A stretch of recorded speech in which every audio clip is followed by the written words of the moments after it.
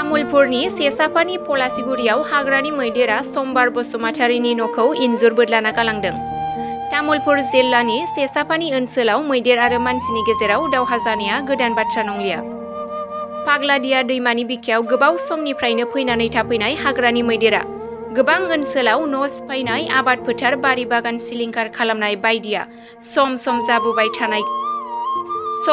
जाबोनाय बायदिखौ नुनो मोनबोगासिनो दं।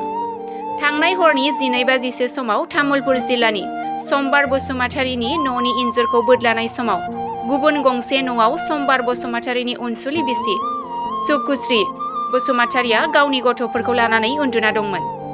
बेनिखायनो सुबुंनि जेबो जोखोम जायासै। हाग्रा बिफानखौ मैदेर आरो मानसिनि दावहाखौ सुस्रांनानै होनो खावलायदों जाथायजों भुगिनांनाय दुखुथिया न'खरा। बे समाव हरनि 12थासो एसे बारबायमोन आरो 12थासोसिम समाव आङो न'आव उन्दुदोंमोन आरो गथ'फोर 3 लानानै आङो फात्ता मोनाखै। आङो जोंनि न'खौ नै ओरै साहानिखौ बाबा मासेल' आरो फैनानै सिफायलांदों। बेयाव माइरं बा गुन्दै दङमोन। ओमफ्राय जोङो ओंखारनो हास्लाबासै। बेयावनो जों न' सिङावनो थाबाय थादों आरो उनाव एसे ओरै खाथि खालानिफ्रा फैनानै गाबख्रावनानै होना होफैनाय जादों आरो बिदि। बे न'आव मानसि गैथ'वामोन? बे न'आव मानसि गैथ'वामोन, थाथ'वाखैमोन आरो माइरं माबा बायदिसिना दोनग्रामोन, जेनेबा उन्दुगौमोन। ओरैनो जोङो उन्दुथ'वाखै आरो हौवाबो गैया, हौवायाबो बिदेशआव खामानि मावहैदों कम्पानियाव। मा मुं नोंसिनि हौवाना?